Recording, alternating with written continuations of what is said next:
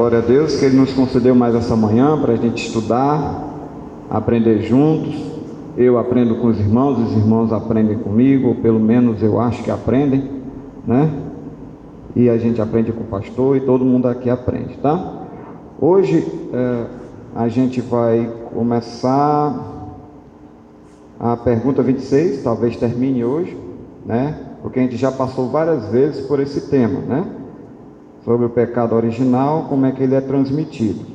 Mas antes eu queria mostrar esse videozinho e eu gostaria que vocês prestassem atenção, que aí eu vou perguntar a vocês como é que a gente pode aplicar esse vídeo aos estudos que a gente já fez até agora, tá? A gente tinha combinado, não sei se todos estavam aqui, mas a gente tinha combinado e o pastor aceitou que a cada 5 perguntas nós faríamos uma revisão, né? Então esse videozinho vai trazer algumas coisas, alguns aspectos que a gente já tem estudado aqui, tá? Pode soltar.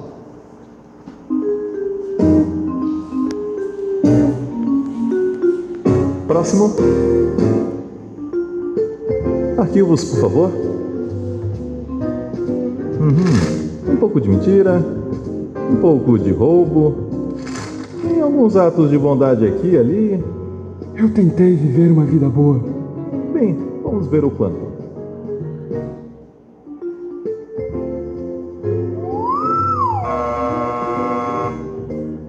Por aqui.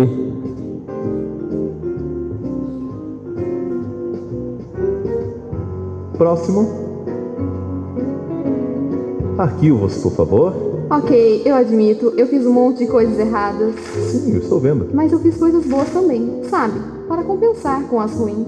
Uma vez, eu colei na prova. Mas então, eu limpei o lixo no pátio. Isso deve servir, certo? Vamos descobrir.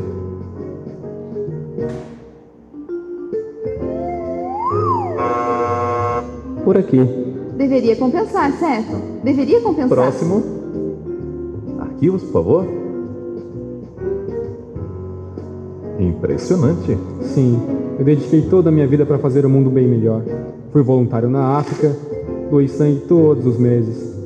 E ajudei na Índia também. Quero dizer, gostaria de ter feito até mais. E essas assinaturas são suas? Sim, todas minhas.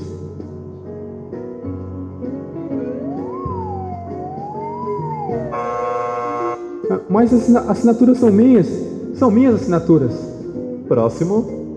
Minha mãe vai à igreja. Fui batizado quando era um bebê. Vocês aceitam um cartão de crédito? Próximo. Arquivos, por favor. Uou! Alguém esteve ocupado. Bem, vamos ver no que vai dar. Desculpe, eu não sabia que ele estava com você. Filho de Deus. Ok, suba na balança. Você não. Ele.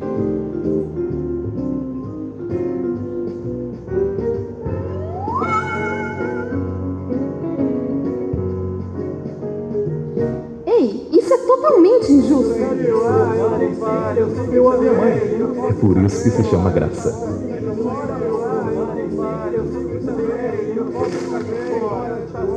Próximo.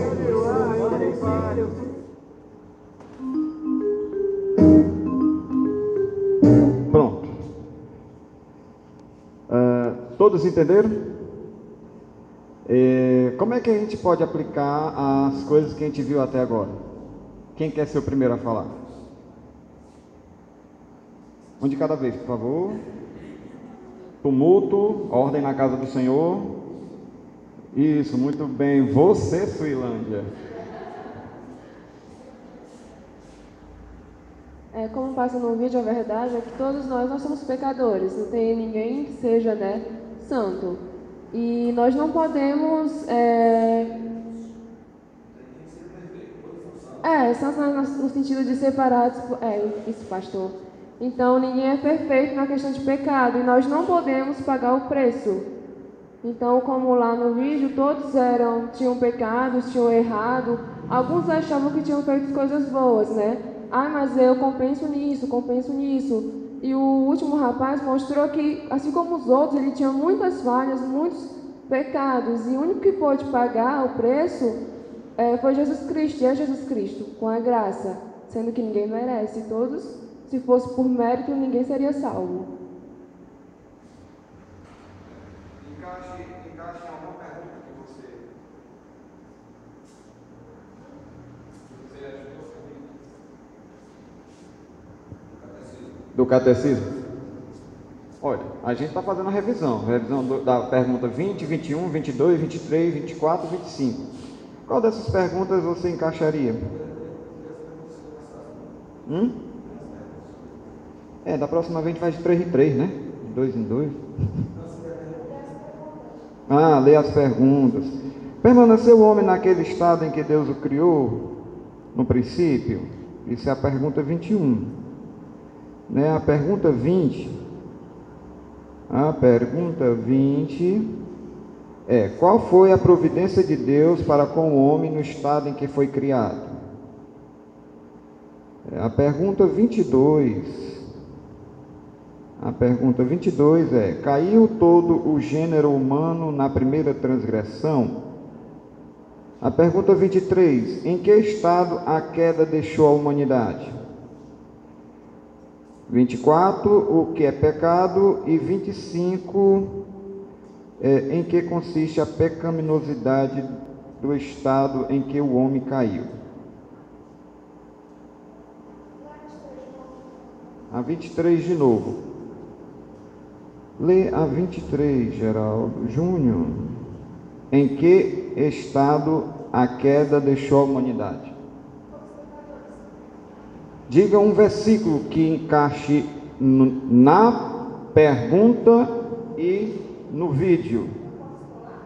Pode colar. E se o irmão quiser, pode ajudar. Isso se chama revisão, porque isso quer dizer que vocês internalizaram o conceito, vocês estão aprendendo. Vocês não estão só ouvindo. Aí se uma pessoa chegar para você, eu fiz isso, eu fiz aquilo, eu sou bom, eu fui suficiente, aí você tem como encaixar na pergunta que você aprendeu, certo? Então, quem quiser pode ajudar a Suilândia. Romanos 5,12. O que é que trata Romanos 5,12?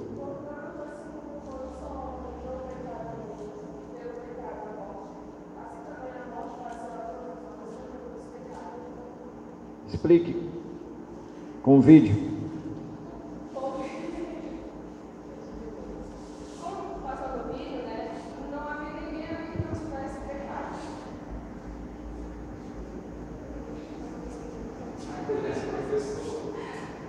Como mostrou no vídeo, não havia ninguém que tivesse, digamos, isento de falhas. Todos ali tinham pecados, todos ali haviam cometido erros, todos ali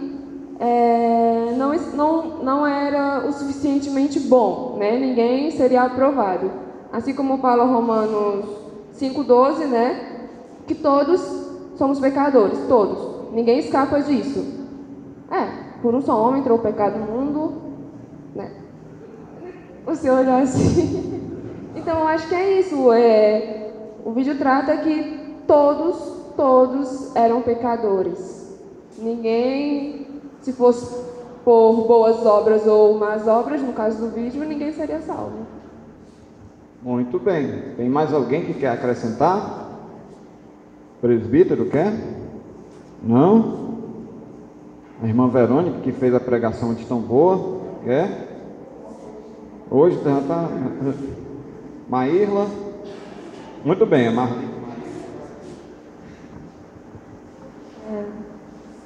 O vídeo mostra, juntamente com a pergunta número 22, que sim, todos pecaram, não há um que faça o bem. A gente, às vezes, mostrou muitas pessoas que diziam, mas eu fiz coisas boas, eu fiz isso, eu fiz aquilo, isso compensa.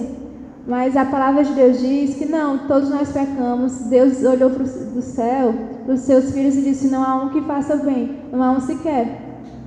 E também a gente não é justo, a gente é salvo, mas a gente não é. A gente foi declarado justo, mas nós não somos justos. A gente não é justo, a gente é declarado justo. O que é que se chama isso? Qual é a doutrina?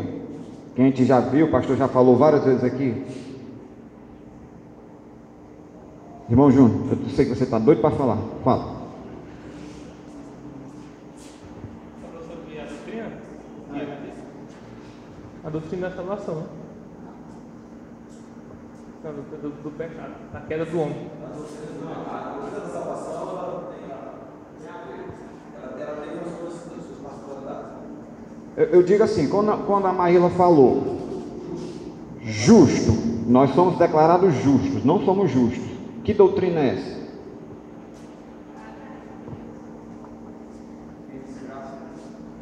A doutrina da...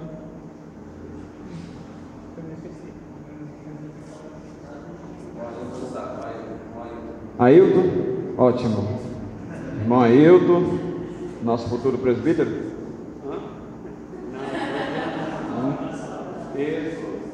Isso. Explique, irmão. Explique.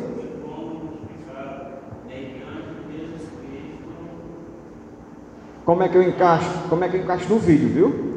Você está falando certo, mas também encaixa no vídeo e nas perguntas. É o quê? Não, mas você estava certo, está indo certo, rapaz. Diga aí.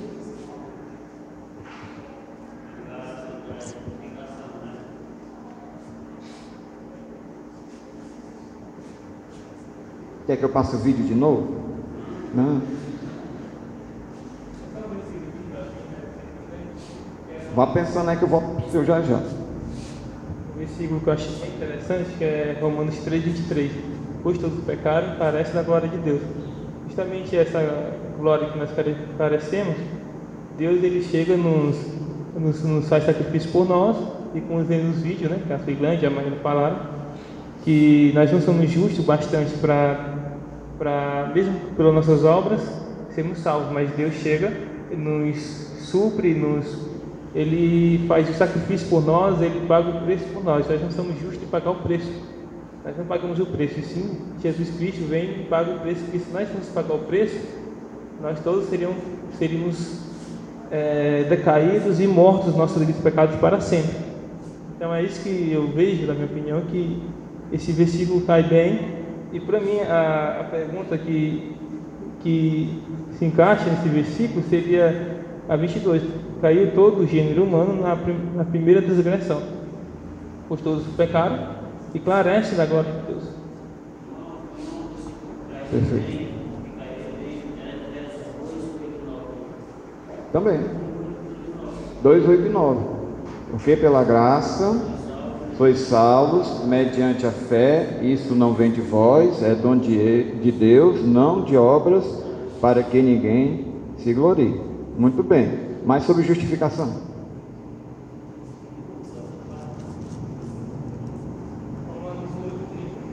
Romanos 8.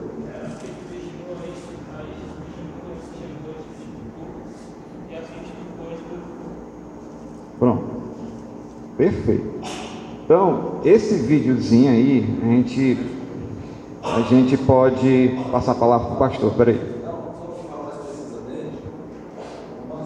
Capítulo 5, versículo 1.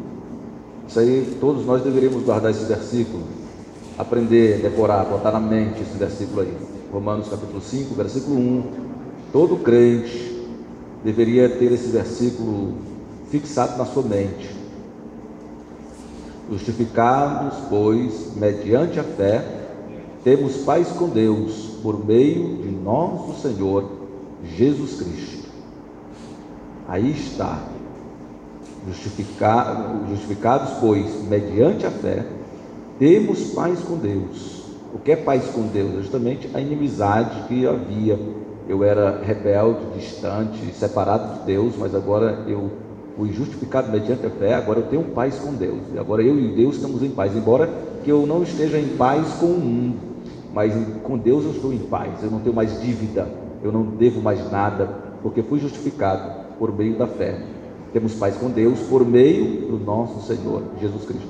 Então você marca esse versículo na sua Bíblia, procura colocar na mente, porque ele é um dos versículos, tem outros, tem vários, mas este é o que mais fala da nossa justificação. Fomos declarados justos. A palavra que a Maíla falou é importante. A forma como você emprega as palavras, elas são importantes. Nós não nos tornamos justos, ou seja, nós não somos perfeitos, porém fomos declarados justos. Então Jesus nos declarou justos. Eles são justos não porque merecem, mas pelo sacrifício dele, de Cristo, é que nós somos declarados justos. Continuamos pecadores? Sim, mas somos santos. Por isso que às vezes a gente pega muito essa expressão que o mundo usa, né? Eu não sou santo, né? Até eu às vezes me pego falando isso às vezes, não é sem querer. Mas eu não sou santo. Aí, epa, não, eu sou santo, eu sou separado, eu só não sou perfeito, mas eu sou santo. Somos santos, porém imperfeitos, declarados justos.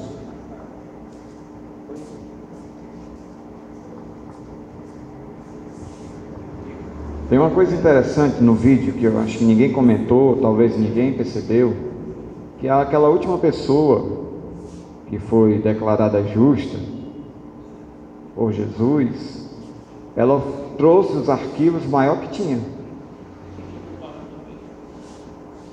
O maior que tinha. Não é porque nós somos declarados justos que a gente não precisa fazer boas obras, tá? Quando você cita Efésios 2, 8 e 9, vamos para o 10. Leiam 10.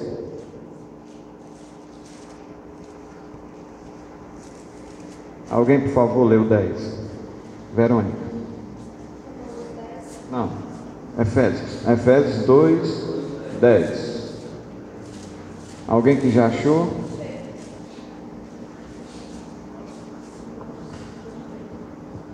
Pois somos feitos dele, criados em Cristo Jesus para as boas obras, as quais Deus de antemão preparou para que andássemos nelas. Então, se você notar, você como cristão alcançado pela graça do Senhor, mediante a fé que Ele produziu em você, você foi preparado para você, antes da fundação do mundo, boas obras para que você andasse nela. Então você tem que ser praticante da palavra e não somente ouvinte. Você tem que praticar boas obras. Não que essas boas obras lhe levarão para o céu, mas você, como filho de Deus, tem que dar frutos, e frutos da árvore boa produz frutos bons. Tá?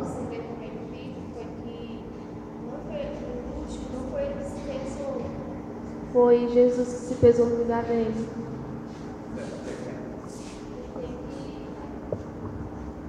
Olha, você nota também que no final Jesus pega ele e joga fora o arquivo que ele entregou. Não importa as suas obras, é para você fazer porque foi mandado do Senhor. Quando você disser assim, fiz tudo, você ainda se considere servo ruim, porque você só fez o que foi mandado fazer. Então, ninguém tem mérito diante do Senhor, ninguém tem mérito diante de Deus. Quando o último foi subir na balança, o que é que os homens disseram? Não, você não, porque os homens sabiam que aquele não conseguiria obter a suficiência para passar na balança de Deus. Quem é que pode? Jesus. Somente Ele. É por Ele e para Ele que são todas as coisas. Você foi criado para glorificar a Deus. Você foi criado para as boas obras. Você foi criado à imagem e semelhança de Deus, para refletir a imagem de Deus aqui nessa terra. Você não foi criado para fazer o que você quer, embora muitas vezes a gente faça o que nós queremos e com isso desobedecemos a lei, porque a inclinação da nossa carne é mal. Na hora que ele sobe na balança, né? Agora onde falou uma coisa interessante, na hora que ele sobe Jesus sobe na balança, aí tem a outra doutrina nisso, a morte vicária de Cristo. É uma doutrina importantíssima para nós, a morte vicária de Cristo. O que é a morte vicária de Cristo? É a morte substituta de Cristo. Ou seja, Jesus me substituiu na morte. Era para eu morrer, mas ele morreu no meu lugar. Aí chama-se a morte vicária de Cristo. A morte substituta. Foi uma substituição. Cristo me substituiu. Ele disse: eu vou morrer por você. Saia daí que eu vou morrer por você. A morte vicária de Cristo. Diga, irmão. Você fala nesse versículo, Romanos 5:8, mas Deus prova o seu próprio amor para conosco, pelos fatos de Cristo, Pronto, muito bom, irmão, muito bem colocado. É isso aí mesmo. Deus prova o seu amor para conosco, tendo morrido em nosso lugar, né, sendo nós ainda pecadores. Essa morte substituta.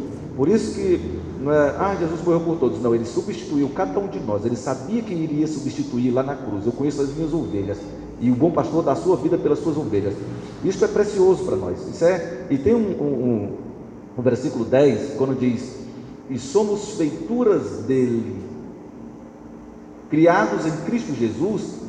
O termo original significa: nós somos a obra-prima dele. É como um artista que deposita todo o seu empenho, toda a sua dedicação, o seu amor em uma obra e diz: esta é minha obra-prima. Se realiza com a sua obra. E aí em Romanos 2:10 está dizendo justamente isso: e somos feitura dele, criados em Cristo Jesus, e somos a obra-prima de Deus, criados em Cristo Jesus para as boas obras que ele preparou de antemão. Então a força do versículo, ela é importante. Nós nos sentimos assim pequenos, por isso que o apóstolo Paulo diz: o teu amor me constrange, Senhor. O teu amor me deixa sem jeito, encabulado. Como é que o Senhor me ama desse jeito? Como é que o Senhor é capaz de me amar desta forma? Porque eu me conheço, o Senhor me conhece, e o Senhor me ama desse jeito? Me chama de obra-prima do Senhor? Feitura do Senhor, obra-prima, aquilo que Ele se realiza em mim. Então isso é importante para nós. Isso nos deixa envergonhados, nos deixa constrangidos pelo amor, como diz o apóstolo Paulo, um amor que ninguém entende. Então a força do versículo, às vezes que a gente lê o versículo, mas quando a gente vai meditar no versículo, somos feitura dele, obra-prima dele, a coisa mais preciosa. O que é que Deus tem de mais precioso? Se fosse alguém capaz de entrevistar Deus, o que é que você tem de mais precioso? O que é de mais precioso para você? O que é que ele iria responder? A minha igreja. Porque foi pela igreja que ele deu o seu único filho para morrer no lugar dela. Não deu para morrer no lugar do sol, da lua, das estrelas, do ouro, da prata, não, nada disso. Isso não tem valor para Deus, porque o que é que ele tem de mais precioso? O que é que Deus tem mais precioso para ele, aos olhos dele? A sua igreja, a noiva do Cordeiro. Isto é o que Deus tem de mais precioso. Isso nos humilha. Não, os irmãos não se sentem humilhados com isso, não. Isso me deixa assim, meu Deus. A única palavra que o apóstolo Paulo encontrou é dizer: nos deixa constrangidos. Nossa, sou tão pequeno e tenho um amor tão grande de Deus por mim. Nossa, isso é tremendo, irmãos. Não sei como é que os irmãos se sentem, mas eu me sinto assim, né? Um pecador, né? Essa palavra, professor. Ainda falando um pouquinho sobre a subida na balança de Jesus, como é que a gente poderia encaixar nas perguntas, né? Vocês lembram aqui que nós falamos sobre o pacto das obras e pacto da graça, não foi? Pacto das obras, Deus fez um pacto com o homem que não comesse o fruto e ele daria a vida. Se ele comesse o fruto, daria, ou a condenação seria o castigo deste homem. Quando Cristo se propõe a subir na balança, existe a doutrina da morte vicária de Cristo. Além disso, o cumprimento de toda a lei, porque Cristo não veio só morrer. Ele veio pagar o preço, sim, mas se ele não tivesse cumprido a lei, também não valia de nada. Por isso que quando Satanás investe contra o nascimento de Cristo, logo nos primeiros anos dele, era para que Deus não pudesse nem cumprir a lei e nem morrer por nós. Porque a exigência de Deus, como a gente viu nesses últimos estudos, era obediência completa. Deus exige e ainda exige, Deus não mudou. Deus exige do seu povo obediência completa à sua lei, à sua lei moral. Não terás outros deuses além de mim. Não farás esculturas, imagens de esculturas. Honra teu pai e tua mãe. Não adulterarás, não matarás, e assim vai. Esse é o resumo da lei. E ninguém consegue cumprir a lei. Só o único que cumpriu foi Cristo. E como Cristo era o nosso representante, não é isso que a gente aprendeu até aqui? Nós estamos num sistema representativo. Então, se nós estamos num sistema representativo, alguém tem que nos representar. Concorda comigo? Quem nos representou inicialmente? Nos pactos? Adão. Adão foi o nosso representante. Por isso que é chamado de cabeça federal, porque nós estamos num sistema federativo. Nós, brasileiros, vivemos numa federação, né? Como o irmão Balbino, lá da UPH, explicou aqui para a gente, para nós homens, nós estamos num sistema federativo, onde há um representante para cada unidade federativa da União. Por isso que é chamado de união. É união de estados, união de cidades. Na cidade nós temos um representante, o prefeito. No estado nós temos um representante, que é o governador. E no Brasil nós temos um representante, que é o presidente. Então nós, nos pactos, também temos um representante. Aquilo que o nosso representante fizer dentro do pacto, nós estamos fazendo junto com ele. É isso que nós aprendemos nas aulas passadas. Então, se Adão obedeceu os termos do pacto, nós teríamos vida juntamente com ele. Como Adão desobedeceu, comeu do fruto proibido, nós morremos com Adão. Não é isso que diz lá em Romanos 5,12, que a Suilândia trouxe aqui, né? Se por um entrou a morte, né? Pela desobediência de um entrou a morte, pela obediência de outro, que é Cristo, entrará a vida. É isso a doutrina dos pactos, certo? Nós falamos sobre liberdade. Nesses estudos todos que nós estamos fazendo, falamos sobre liberdade. O homem teve liberdade alguma vez na sua vida? Nós fomos livres para escolher?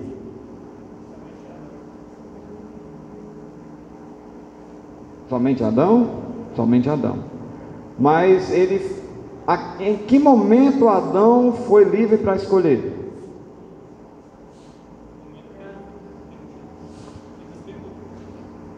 No momento em que Deus disse assim: dessa árvore não comereis. Antigamente Adão não podia escolher. Adão não escolhia.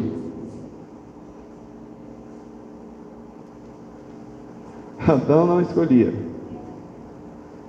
Porque é como o exemplo que eu dei quando você vai embora ou sai e diz para o seu filho ou para a sua mulher: ó, se você me ama, você vai ficar aqui. Só que você pegou uma corrente e amarrou no pé do filho, né?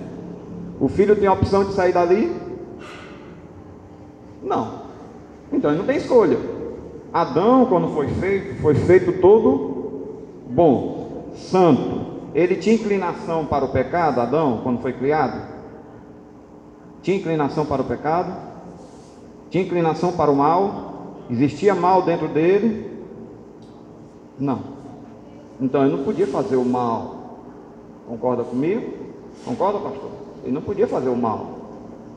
Alguma coisa externa a ele é que deveria acontecer para que ele pecasse, porque o pecado não estava dentro dele. Por isso que entra a ideia do fruto proibido. Aí nós vimos como é que começa o pecado. O pecado começa, o nascedouro do pecado começa onde?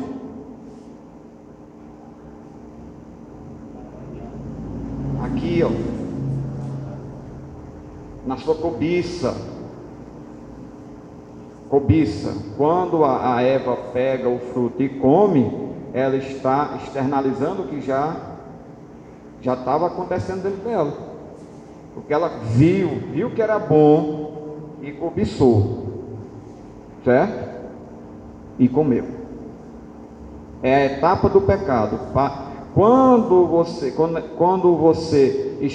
a Eva estende a mão e come, ela deu vazão ao seu desejo que começou lá na sua cabeça, porque foi seduzida pela a sua cobiça, foi seduzida pela serpente, uma coisa externa a ela. Quando Eva e Adão comem do fruto, o que é que acontece? Como a gente disse nos estudos passados, o fruto não é representativo do mal. Então o livre-arbítrio é você desobedecer a Deus. O livre-arbítrio é você ter o poder de desobedecer a Deus.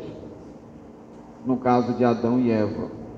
Porque todo mundo pensa, não, porque Adão podia ir para cá, ir para lá, ficar nu e aguar a planta, e ir para lá, cuidar dos animais. Isso não é livre-arbítrio.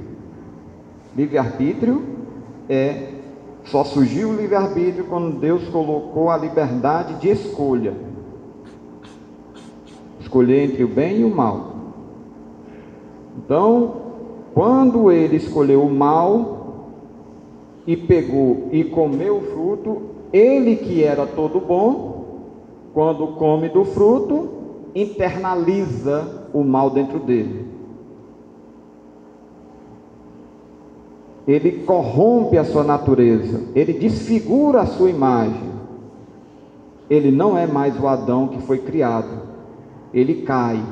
Essa é a queda de Adão, porque agora ele se tornou rebelde, porque ele viu o fruto e disse: eu tomo a decisão, eu digo que é bom para mim, e eu acho que comer do fruto é bom para mim. Então, quando você se diz rebelde a Deus, é você tomar suas decisões por conta própria e não seguir a lei de Deus que está na Bíblia. Que está na Bíblia, revelada na Bíblia. Se você não conhece a vontade do seu pai, não tem como agradar seu pai, o seu Criador.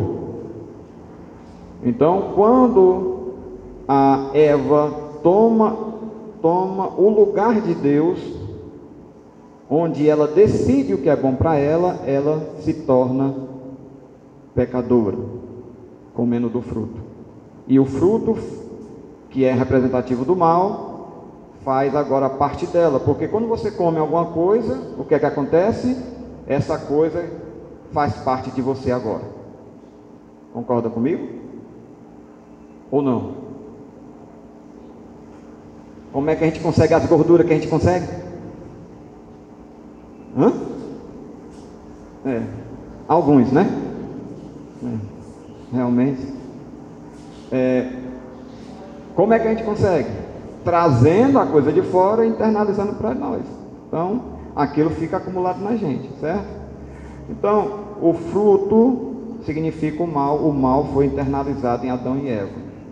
E aí o que é que acontece de agora em diante? Eva e Adão são inimigos de Deus. Por isso que o pastor disse que nós fomos reconciliados com Cristo. Através de Cristo nós fomos reconciliados com Deus. Porque existe outro pacto, o pacto da graça, que foi feito antes da fundação do mundo. Não foi feito por causa do pacto das obras. Porque um bom roteirista, um bom cara que cria filmes, ele começa do fim. Deus não começou do início, não.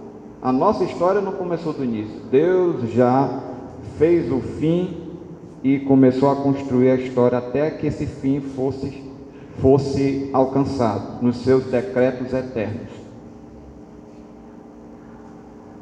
Então tudo está sob o controle de Deus até a queda de Adão e Eva. Estava nos planos de Deus, mas Deus não é o autor do pecado.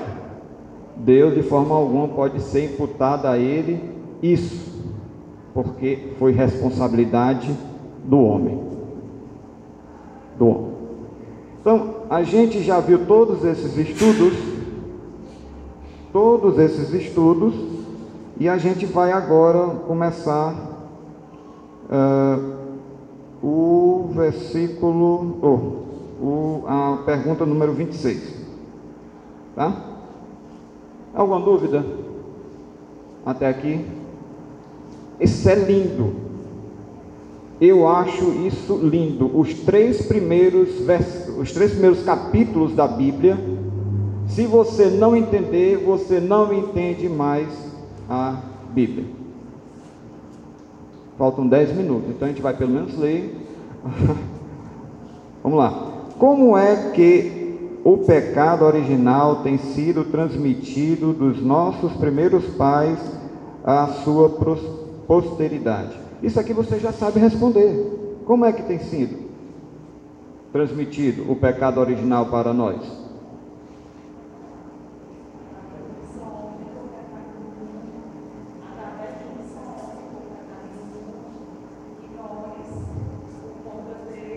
Certo, mas como é que é transmitido? Quando você nasce, você já tem pecado? Me prove através da Bíblia. Vamos ler? Viu como você já sabe? Isso aí é chamado de geração natural. O único que não teve a semente do pecado foi quem? Jesus Cristo, porque foi por geração extraordinária, pelo Espírito Santo, que foi gerado pelo Espírito Santo no ventre de Maria, certo? Não teve a semente do pecado. Então, vamos lá, Salmo 51:5. Alguém lê, por favor.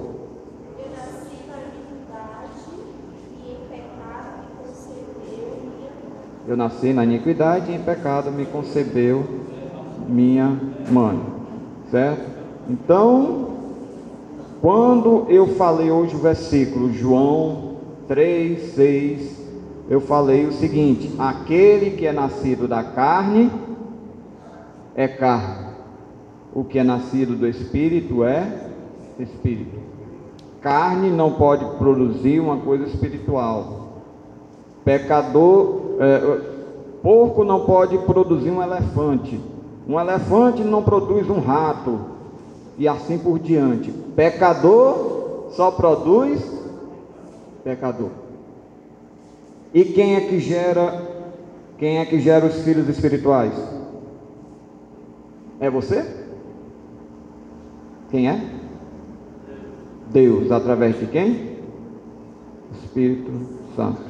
Então o Espírito gera Espírito. Não adianta a pessoa querer fazer obras, se você não for gerado do Espírito, suas obras são trapo de imundícia. Não adianta. Você não tem mérito diante de Deus. Quando você caiu em Adão, por isso que é o sistema representativo, quando você caiu em Adão, tudo que você faz é corrompido pelo pecado.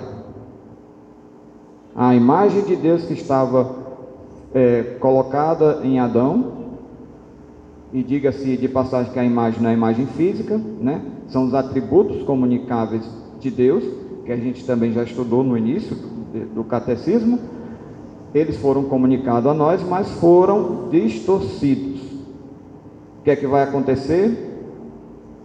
O Espírito vem e faz uma reforma na imagem, até chegar o dia em que Cristo virá e lhe dará um corpo novo, lhe transformará e restaurará a imagem completamente. É isso que nós esperamos, a restauração da nossa imagem, a imagem de Deus em nós, certo? Vou ler aqui a resposta. O pecado original tem sido transmitido dos nossos primeiros pais à sua posteridade através da geração natural, de sorte que todos os que deles assim procedem são concebidos e nascidos em pecado.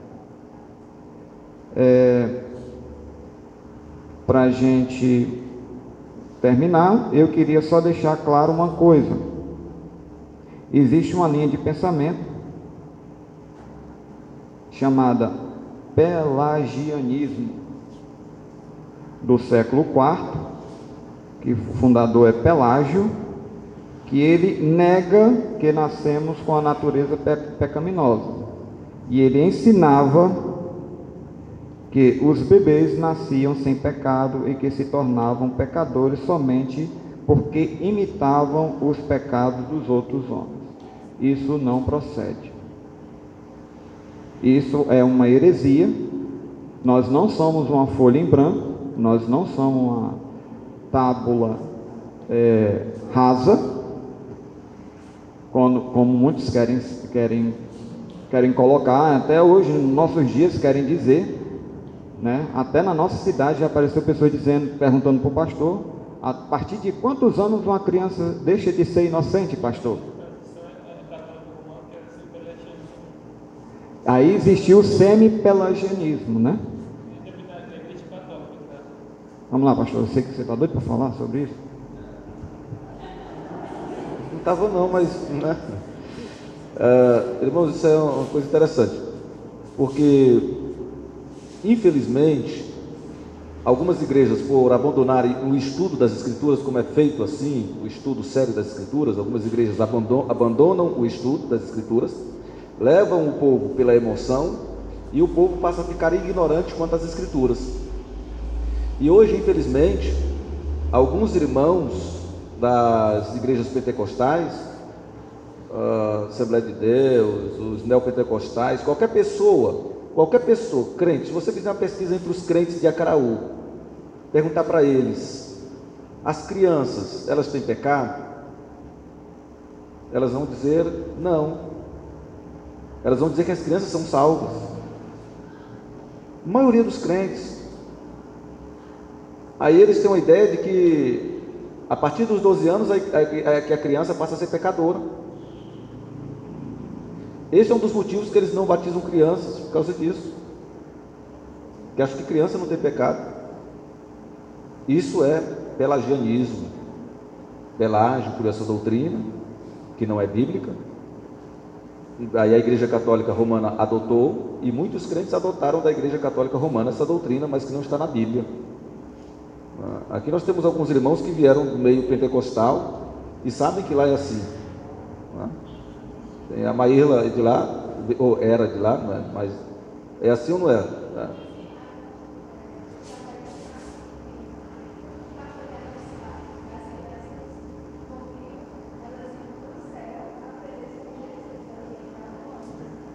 Viravam anjos, né?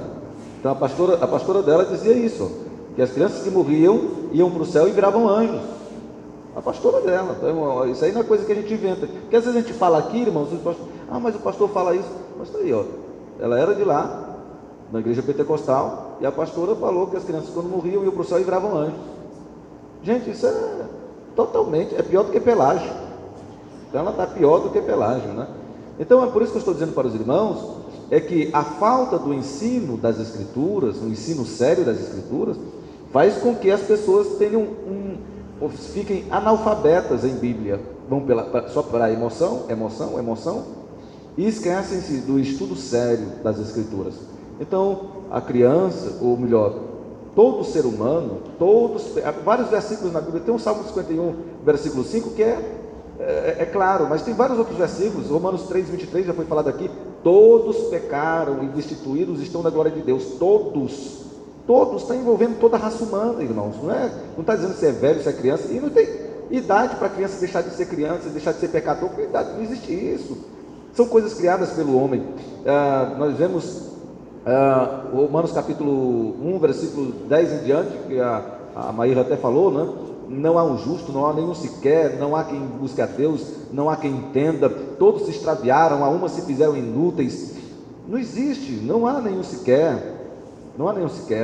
Então, por um pecado, por um só homem o pecado entrou no mundo, e com o pecado a morte passou a todos os homens. Quando fala todos os homens, não está falando de homem adulto, está falando da raça humana, passou ao homem, à mulher, à criança, todos os homens, a raça humana. Então, a Bíblia é cheia de versículos mostrando que nós já nascemos pecadores. Salmo 51,5 é só um de tantos nas Escrituras que mostram que todos nós já nascemos pecadores.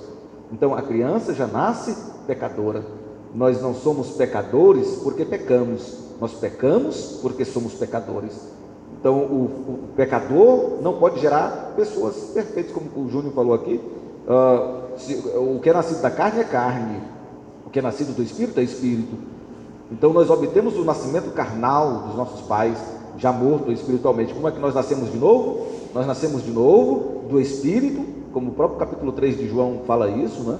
Nascemos de novo da água e do Espírito, é o Espírito Santo, é o nascimento espiritual que nos faz a imagem de Deus ser digamos, transformada, mas que vai ser totalmente aperfeiçoada, retomada com a vinda de Cristo, onde nós não mais teremos a presença do pecado.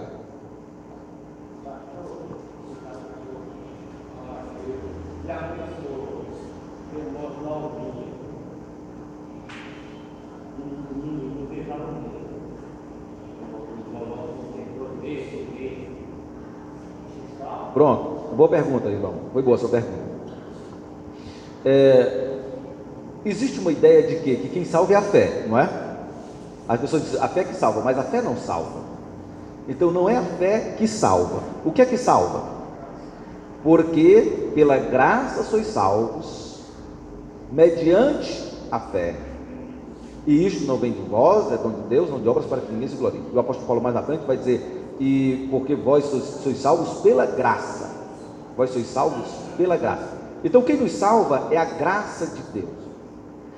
Se é a graça de Deus que nos salva, não é necessário que eu tenha fé, porque a fé, ela já é produzida pela graça.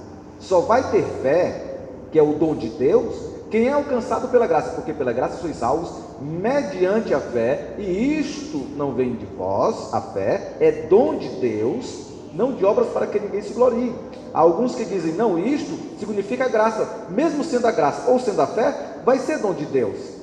Então primeiro vem quem? A graça de Deus. Então a graça de Deus, o que é a graça de Deus? É o agir do Espírito Santo. Ninguém pode vir a mim se pelo Pai não lhe for concedido, disse Jesus Cristo. Então o agir do Espírito, o Nicodemos diz, como é que pode alguém nascer de novo?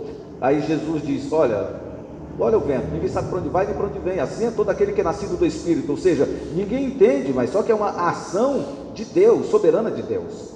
Então o Espírito de Deus nos alcança, isso nenhum crente discute isso. Se você perguntar para o crente, tanto faz ele ser reformado, pentecostal, ele pode ser qualquer crente, pergunte para ele, o homem pode acreditar em Deus sem ser tocado pelo Espírito Santo? Não, só se for tocado pelo Espírito Santo.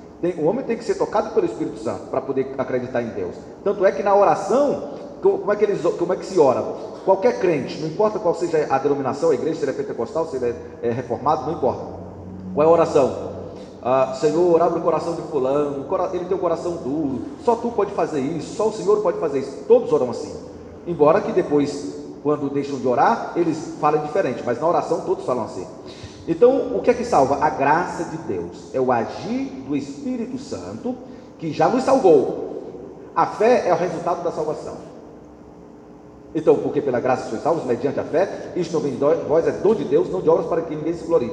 Então, nós nos apropriamos da salvação como? Através da fé. Quando nós estamos adultos e somos conscientes, não somos loucos, porque aí entra a pergunta: pastor, e como é que os loucos e as crianças que nem veio ao mundo são salvas? É isso que eu estou respondendo para o irmão.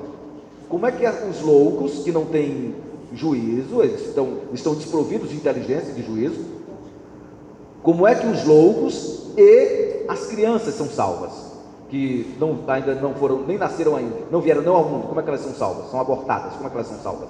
Elas já têm alma? Têm. São pecadoras? São. E como é que elas são salvas? Pela graça sois salvos, mediante a fé. Isto não vem de vós, é dom de Deus, não de obras para que ninguém se glorie. Muito bem. Vou explicar. Quem é que vai ser salvo? Quem vai ser salvo? Os eleitos. Aqueles que Deus escolheu antes da fundação do mundo. Estes vão ser salvos. Quem é que vai ser salvo? Os eleitos. E nos escolheu nele antes da fundação do mundo para sermos santos e irrepreensíveis perante ele e em amor. Os predestinados vão ser salvos. Apenas os predestinados. Eu conheço as minhas ovelhas, elas ouvem a minha voz e me seguem. Jamais darão ouvidos a outrem. As ovelhas é que vão ser salvas. As ovelhas. Então, Jesus Cristo, ele tem as suas ovelhas e vai salvar as suas ovelhas. Muito bem. Então, quem vai ser salvo? As ovelhas, os predestinados.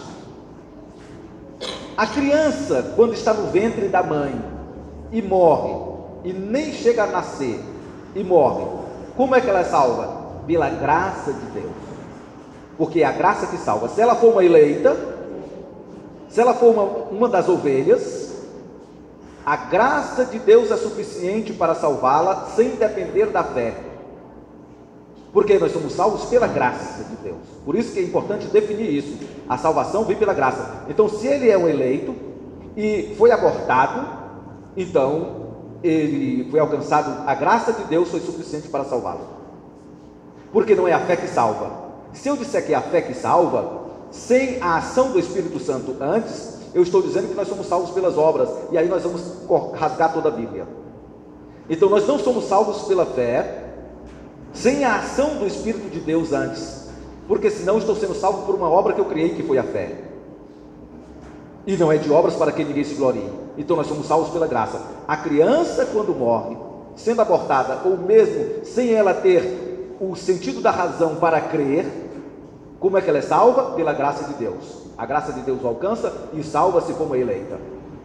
Assim como também o louco, que desprovido de juízo, de raciocínio para ter fé, se for um eleito, porque a Bíblia diz que até os loucos acharão o caminho, ele será alcançado pela graça de Deus, que é suficiente para salvá-lo, sem depender da fé, porque a fé é o resultado da salvação quando se tem razão.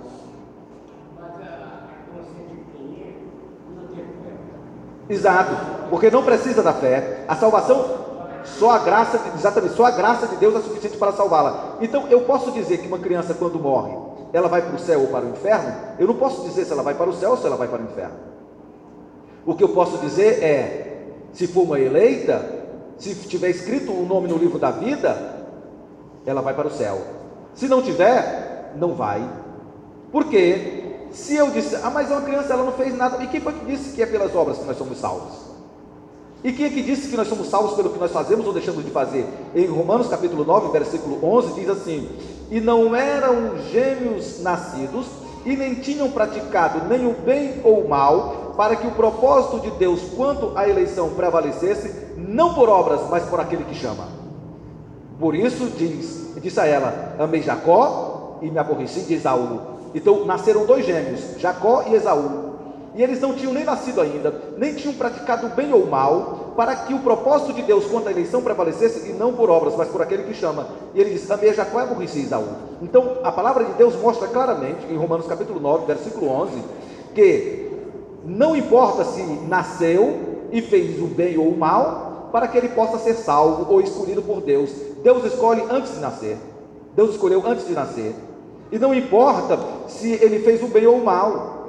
O que depende é da escolha de Deus. Aí Romanos capítulo 9, versículo 16, confirma dizendo: pois não depende de quem quer, nem de quem corre, mas de usar Deus a sua misericórdia. Então não depende de quem quer, nem de quem corre, mas de usar Deus a sua misericórdia. Então não depende do que a pessoa faz ou deixa de fazer para ir para o céu, porque a gente tem a impressão: mas a criancinha nem nasceu, ela não fez nem o bem nem o mal. E quem foi que disse que nós somos salvos pelo que nós fazemos ou deixamos de fazer? Nós não somos salvos pelas obras, nós somos salvos pela escolha de Deus independente. Ele é quem escolhe, ele quem escolheu antes da fundação do mundo, Efésios capítulo 1, versículo 4, e nos escolheu nele antes da fundação do mundo, para sermos santos e irrepreensíveis perante ele em amor, nos predestinou para ele. Então nós somos salvos, nós somos escolhidos antes da fundação do mundo, não importa o restante, já foi escolhido antes da fundação do mundo. Não é pelo que nós fazemos, é pelo amor, é pela graça de Deus, é pelo amor de Deus que nós somos escolhidos, pela graça, pelo amor. Não importa se é batizado ou se não é batizado, não importa nada disso, porque o batismo não salva. O batismo é apenas um selo do pacto da graça de Deus para com o homem. Não importa se é batizado ou não. O ladrão da cruz não foi batizado, e Jesus disse: hoje mesmo estarás comigo no paraíso. E ele não foi batizado. Então o batismo não é para a salvação. O batismo é um dever do cristão quando ele tem condição de ser batizado. Quando ele não tem, ele não implica, não é uma exigência para a salvação.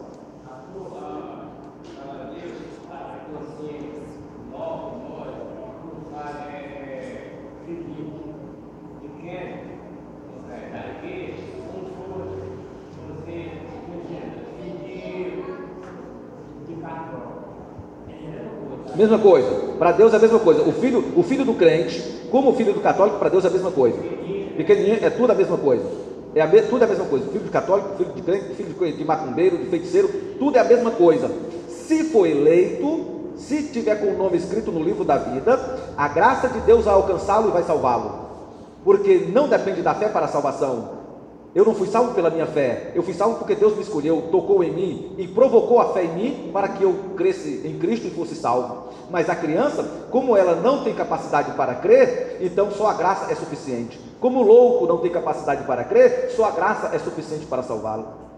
Se estiver com o nome escrito no livro da vida, vai ser salvo. Mas se crescer, tem que confessar Jesus como Senhor e Salvador da sua vida, porque senão não é salvo.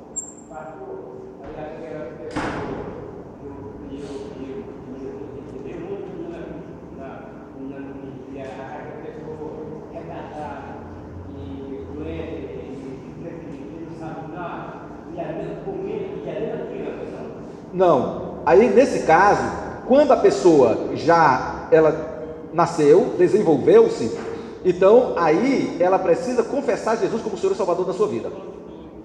Não, o louco é igual a criança. Não sabe de nada, o louco é igual a criança. O louco é a mesma coisa da criança. O louco, ele não sabe de nada, não entende de nada. Pronto, é isso. O louco é a mesma coisa da criança. Ele não sabe de nada, não entende de nada. Pronto, o louco é a mesma coisa da criança. Se ele for um eleito, ele vai ser salvo pela graça de Deus. Não precisa desenvolver fé, porque não tem condição de desenvolver fé. Entendeu? Deu para explicar, irmão? Muito bem.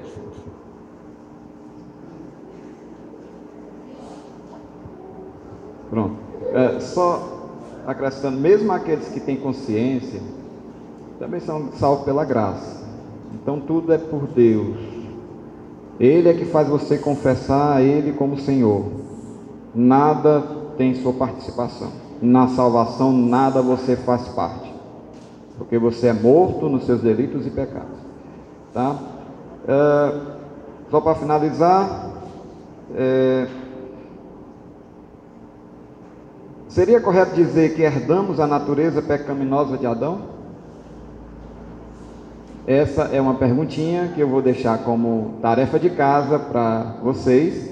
Anotem que na próxima aula, na revisão, eu vou pedir para o pastor começar e esclarecer esse negócio aqui, tá? Seria correto dizer que herdamos a natureza pecaminosa de Adão? Aí você vai dizer, lógico. Não sei. Seria correto dizer isso? Então, meus irmãos, tarefinha de casa para vocês estudarem. E eu queria só dizer aqui uma coisa que eu percebi hoje, há muito tempo, eu já falei com o pastor, que seria interessante que nossos versículos, quando a gente respondesse nossos versículos aqui na chamada, que fosse direcionado para os nossos estudos. Todos pecaram, carecem da glória de Deus, porque quer dizer que você estudou de alguma forma, porque nós estamos numa escola. A gente não está num culto à noite que o pastor faz todo um estudo e traz para a gente todo mastigado. Uma escola quer dizer que o professor aprende e o aluno aprende. Porque se você estiver aqui só ouvindo, sem participar, às vezes você a sua mente começa a voar para outro lugar. Ou então você começa a fazer assim. Aí você começa a desconcentrar. Então, se você tiver estudado o assunto, vai ter dúvida. Se não tiver estudado, tudo que eu disser aqui na frente, você vai... É mesmo. Posso estar falando a maior heresia do mundo. Se o pastor não estiver aqui para me corrigir, você... É mesmo. Certo? Então... Vamos ser igual os bereanos, né? Paulo falava e os bereanos iam confirmar na Bíblia. Certo? Então, eu já lancei essa sugestão para o pastor. Não sei se ele vai acatar. Se ele acatar, seria interessante. Porque se o tema for pecado, todo mundo procura um versículo sobre pecado. Se o tema for Adão, todo mundo procura sobre Adão. Se o tema que vai ser na próxima aula, da pergunta 27, se o tema, qual foi a desgraça que a queda trouxe à humanidade? Aí você vai falar, você vai encontrar versículos que falem sobre a queda da humanidade, a perda de comunhão com Deus, essas coisas. No catecismo, mesmo no catecismo, tem várias referências que você poderia decorar e trazer para cá. Outra coisa que eu vi hoje é que muitas pessoas, e aí eu peço permissão para falar, eu não falei com o pastor, mas eu acho que ele vai concordar comigo, e eu acho que ele já falou sobre isso, que várias pessoas, quando leem o versículo, quer dizer que não se interessou, nem abriu a Bíblia durante a semana, teoricamente. Está desconsiderando esse momento, e esse momento é de aprendizagem também, tá? Então, eu creio que os irmãos precisam, eu como vice-superintendente, né? Agora eu vou usar o cargo, vou usar meu cargo para ter moral nas minhas palavras. Eu como vice-superintendente da escola dominical, e eu acho que o superintendente também concorda comigo, que vocês deveriam, nós, né, na realidade, deveríamos aproveitar essa parte da chamada para aprender mais, para pesquisar, para decorar, para aumentar o nosso conhecimento da palavra, tá? São só essas duas observações que eu queria passar para vocês. Eu agradeço e que Deus aplique em nossos corações a sua palavra. Podemos voltar para os nossos lugares.